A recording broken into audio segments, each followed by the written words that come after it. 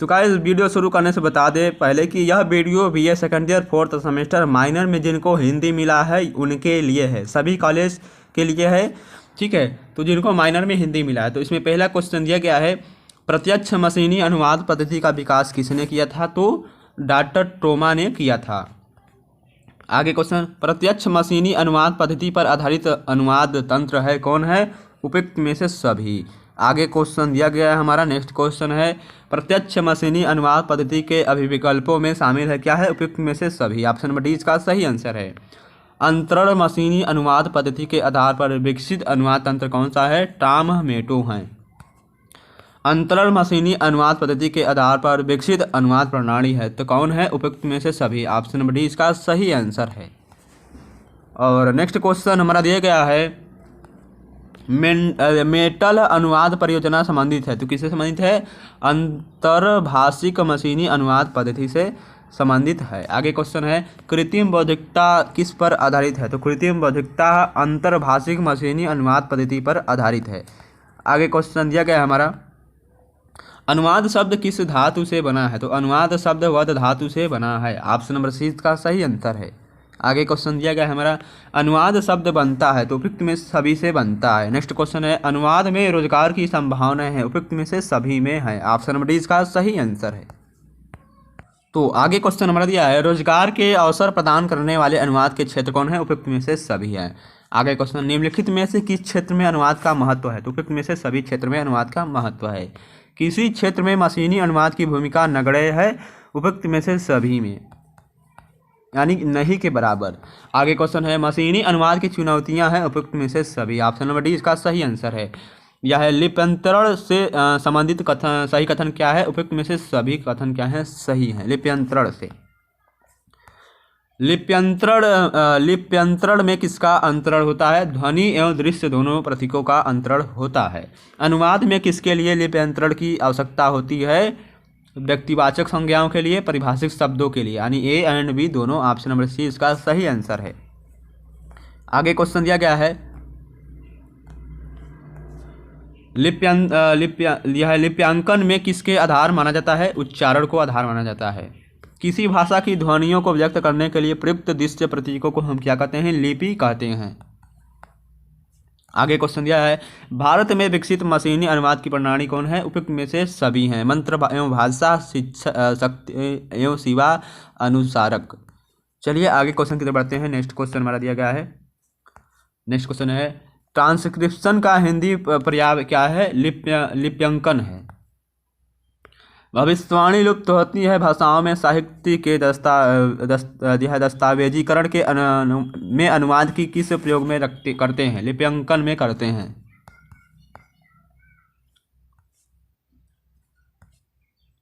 Transliteration का हिंदी पर्याय क्या है? लिप्यंतरण है। आगे क्वेश्चन है, अंग्रेजी से हिंदी अनुवाद की प्रमुख समस्या क्या है? उपयुक्त में से सभी है। अंग्रेजी से हिंदी अनुवाद की समस्या का समाधान क्या है? उपयुक्त में से सभी है। ऑप्शन नंबर डी क्या इसका सही आंसर है। आगे क्वेश्चन दिया गया हमारा, किसी भी संस्कृति के विकास में सर्वाधिक योगदान किसका होता है? भाषा और साहित्य का होता है। नेक्स्ट क्वेश्चन, भाषा और साहित्य के विकास में प्रमुख भूमिका होती है अनुवाद की होती है। अनुवाद व्यवहार का क्षेत्र है? उपयुक्त में से सभी। नेक्स्ट क्वेश्चन दिया गया है दोस्तों हमारा, अनुवाद किस विज्ञान के अंतर्गत आता है? अनुप्रयुक्त भाषा विज्ञान के अंतर्गत आता है। विख्यात कवि एजरा पाउंड ने अनुवाद को क्या माना है? साहित्यिक पुनर्जीवन माना है।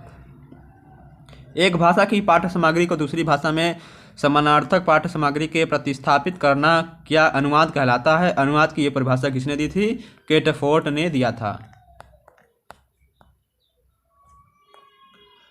निम्न में से किसके लिए अनुवाद सर्वाधिक आवश्यक है? तुलनात्मक अध्ययन के लिए।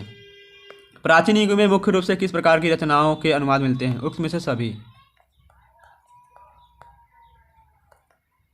प्राचीन युग में प्रायः किस प्रकार के अनुवाद होते हैं? द्विपक्षीय अनुवाद होते हैं। जब एक शब्द या कथन अर्थ विशेष रूढ़ हो जाए तो हम उसे क्या कहते हैं? प्रतीक कहते हैं। ऑप्शन नंबर सी इसका सही आंसर है। नेक्स्ट क्वेश्चन है, अनुवाद का सबसे बड़ा क्षेत्र कौन है? बातचीत है। अनुवाद की सीमाओं का समाहार किसमें होता है? अनुवादक की प्रकृति में होता है। आगे क्वेश्चन दिया गया हमारा, परिसीमित अनुवाद के कितने भेद होते हैं? 4 भेद होते हैं। भाषा प्रतीक की दृष्टि से अनुवाद कितने प्रकार के होते हैं? 3 प्रकार के होते हैं। मुक्तानुवाद, शब्दानुवाद की आदि अनुवाद के भेद किस पर यानी किस आधार पर किए गए हैं? पदक्रम के आधार पर किए गए हैं। अनुवाद की तकनीकी रूप में कितनी छायाएं होती हैं? 4 छायाएं होती हैं।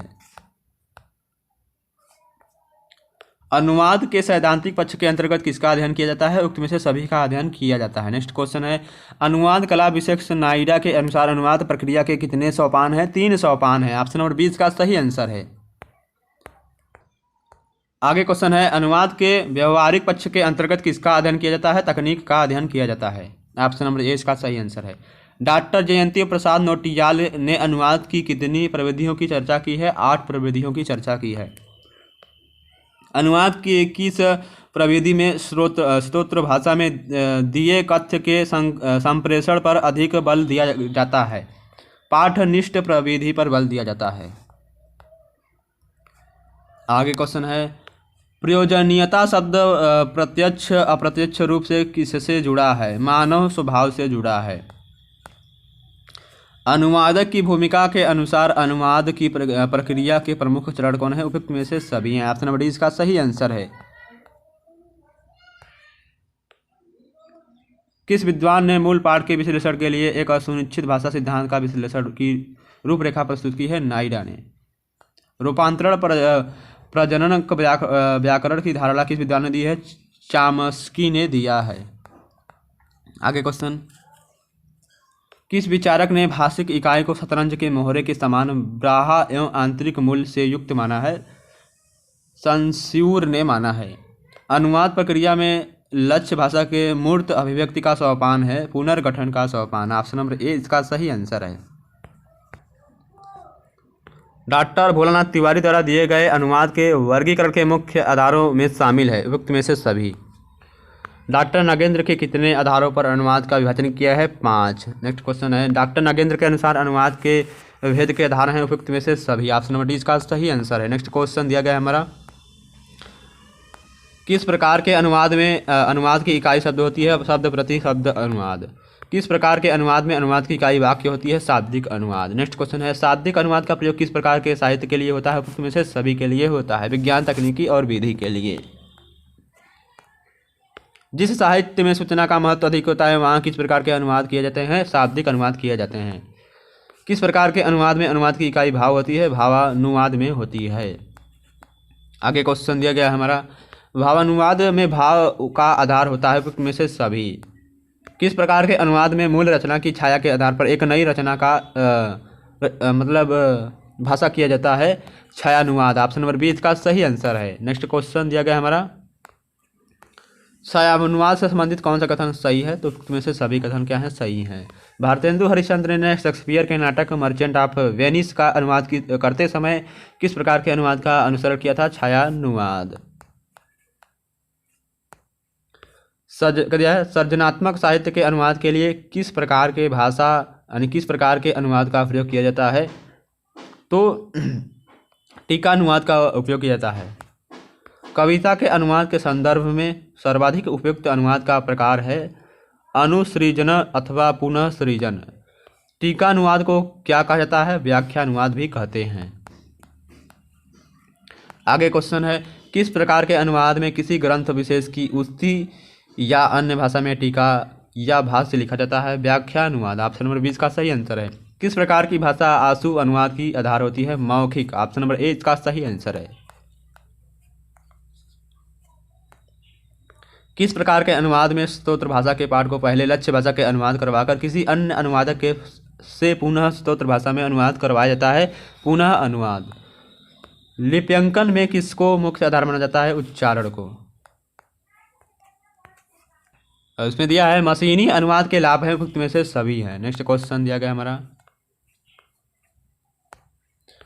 उत्तम अनुवाद उसे कहा जाता है जिसमें उपयुक्त में से सभी। नेक्स्ट क्वेश्चन है, परिनिष्ठित अनुवाद के लिए अनुवाद की शैली कैसी होनी चाहिए? मूल पाठ की शैली के समान होनी चाहिए।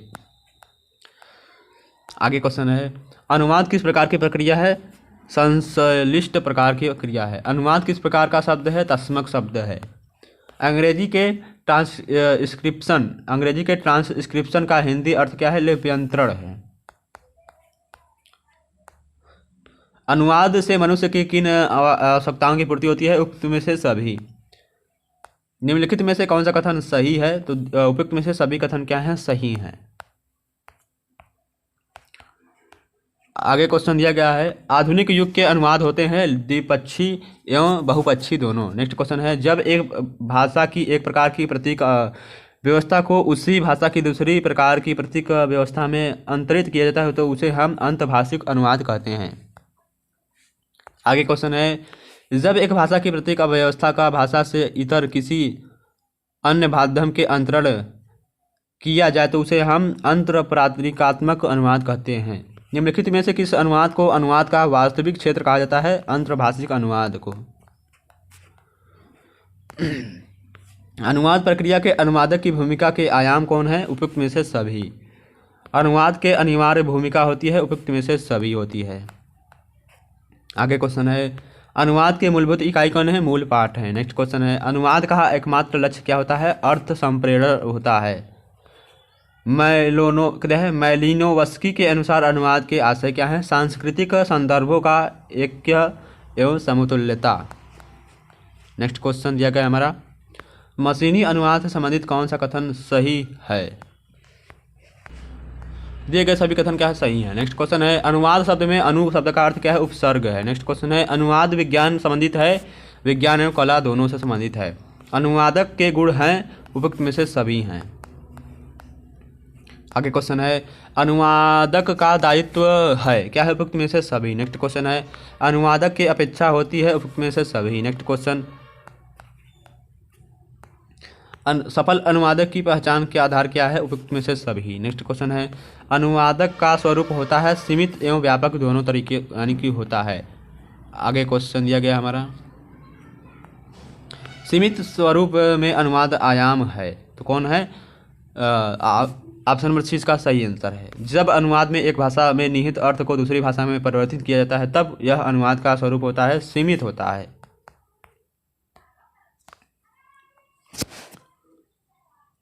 अनुवाद के पाठधर्मी आयाम से संबंधित कौन सा कथन सही है? तो ए एंड बी दोनों कथन सही हैं। अनुवाद के प्रभावधर्मी आयाम से संबंधित कौन सा कथन सही है? ए एंड बी दोनों सही हैं। किस स्वरूप में अनुवाद की दो विभिन्न प्रतीक व्यवस्थाओं के मध्य होने वाला अर्थ का अंतरण माना जाता है? व्यापक। ऑप्शन नंबर 20 का सही आंसर है। एक भाषा में रचित पाठ के कथ्य को दूसरी भाषा में रूपांतरित करने वाले व्यक्ति को क्या कहा जाता है? अनुवादक कहा जाता है। नेक्स्ट क्वेश्चन दिया गया हमारा, 3 दोले के अनुसार अनुवादक को उपयुक्त में से सभी। प्रोफेसर जी गोपीनाथ के अनुवादक से जो 3 अपेक्षाएं की हैं वे उपयुक्त में से सभी हैं।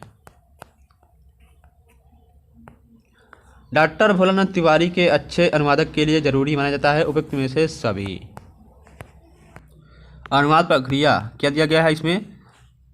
अनुवाद प्रक्रिया की जानकारी के संबंध में पुनर्गठन के सोपान पाठ के किन प्रमुख आयामी का उपयुक्तता पर ध्यान देना है? उपयुक्त में से सभी।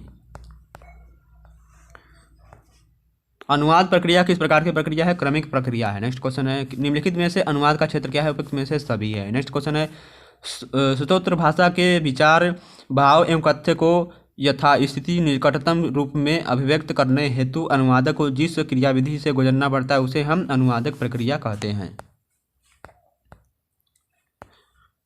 अनुवाद प्रक्रिया के संबंध में किस पश्चिमी विद्वान ने सिद्धांत प्रतिपादित किए थे? उपयुक्त में से सभी। न्यूमार्क, नाइडा और बाथगेट। न्यूमार्क के अनुसार अनुवाद प्रक्रिया के कितने सोपान हैं? 3 सोपान हैं। नाइडा द्वारा स्वीकृत अनुवाद प्रक्रिया के सोपान है? उपयुक्त में से सभी हैं। न्यूमार्क द्वारा स्वीकृत अनुवाद प्रक्रिया के सोपान है? उपयुक्त में से सभी। नेक्स्ट क्वेश्चन है, किस पश्चिमी विद्वान के अनुवाद प्रक्रिया को विस्तृत एवं व्यवहारिक रूप से प्रस्तुत किया गया है? बाथगेट। ऑप्शन नंबर 6 का सही आंसर है। नेक्स्ट क्वेश्चन दिया गया है हमारा, किस पश्चिमी विद्वान ने विश्लेषण के द्वारा अनुवाद प्रक्रिया को नए ढंग से प्रस्तुत किया है? न्यूमार्क। ऑप्शन नंबर 20 का सही आंसर है। बाथगेट के अनुवाद प्रक्रिया के कितने सोपान हैं? 7 सोपान हैं। बाथगेट के अनुसार अनुवाद प्रक्रिया के सोपान हैं उपयुक्त में से सभी। नेक्स्ट क्वेश्चन क्या दिया गया हमारा?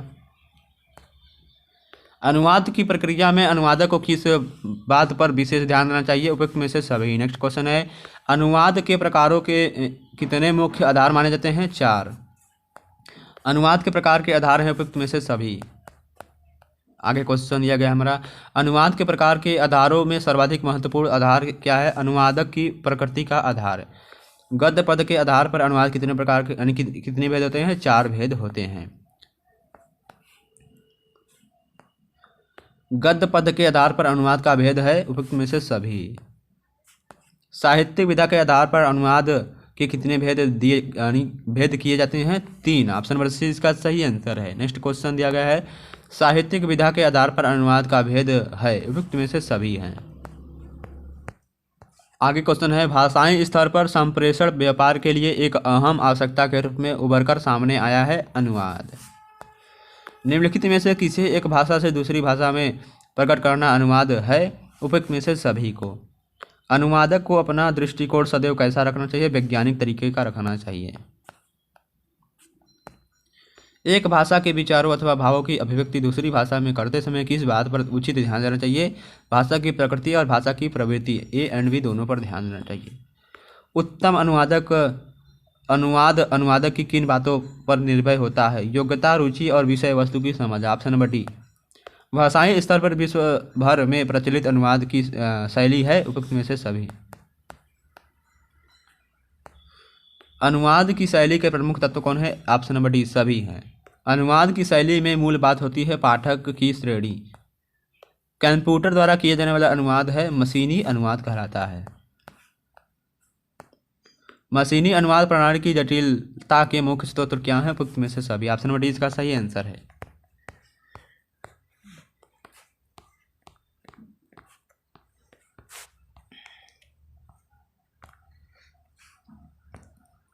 तो आगे क्वेश्चन दिया है निम्नलिखित में से कौन सा विषय के आधार पर अनुवाद का भेद नहीं है? भावानुवाद।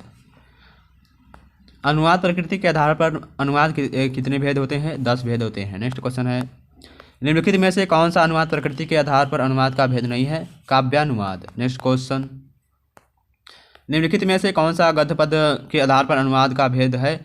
मुक्ता छंदानुवाद। निम्नलिखित में से कौन सा विषय के आधार पर अनुवाद का भेद है? ललित साहित्य अनुवाद। निम्नलिखित में से कौन सा अनुवाद प्रकृति के आधार पर अनुवाद का भेद नहीं है? रूपांतरण। जो अनुवाद मूल पाठ अथवा विषय वस्तु का अनुगमन करता है उसे हम मूलनिष्ठ अनुवाद कहते हैं। जिस अनुवाद में मूल पाठ का शब्दशः अनुवाद किया जाता है उसे हम शब्दानुवाद कहते हैं। आगे क्वेश्चन दिया गया है हमारा लंबे मूल पाठ का भाषण अथवा संभाषण आदि का संक्षिप्त रूप में जो अनुवाद प्रस्तुत किया जाता है वह कहलाता है सारानुवाद। आगे क्वेश्चन दिया गया है जिस अनुवाद में मूल भाषा या पाठ के स्वरूप को आवश्यकता अनुसार बदल दिया जाता है उसे हम रूपांतरण कहते हैं। जिस अनुवाद में मूल पाठ के भावों, कथ्यों एवं विचारों का यथास्थिति अनुवाद प्रस्तुत किया जाता है उसे हम आदर्श अनुवाद कहते हैं। अनुवाद के किस भेद में अनुवादक को काफ़ी छूट होती है? मूल मुक्त अनुवाद। नेक्स्ट क्वेश्चन है किस अनुवाद को आंसू अनुवाद भी कहा जाता है? वार्ता अनुवाद को। ऑप्शन नंबर डी इसका सही आंसर है। किस अनुवाद को स्वाभाविक अनुवाद भी कहा जाता है? आदर्श अनुवाद को स्वाभाविक अनुवाद भी कहते हैं।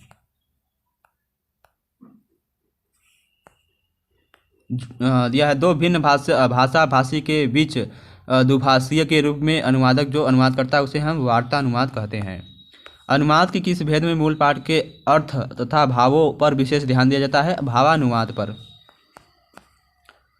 आगे क्वेश्चन दिया गया हमारा अनुवाद के किस प्रकार को निकृष्ट कहा जाता है? शब्दानुवाद को। अनुवाद के क्षेत्र में किस अनुवाद को उत्तम कोटि का अनुवाद का माना जाता है? भावानुवाद को। ऑप्शन डी इसका सही आंसर है। आगे क्वेश्चन क्या है हमारा किस अनुवाद को भावानुवाद के लिए पूरक तत्व के रूप में काफ़ी महत्वपूर्ण माना जाता है? शब्दानुवाद को। तो आई होप यह वीडियो आपको पसंद आया होगा। यदि वीडियो अच्छा लगे तो वीडियो को लाइक और चैनल को सब्सक्राइब करना न भूलें। तो यह video BA second year 4th semester के माइनर पेपर हिंदी के लिए है। तो धन्यवाद। चलिए नेक्स्ट वीडियो में मिलते हैं। जय हिंद, जय भारत।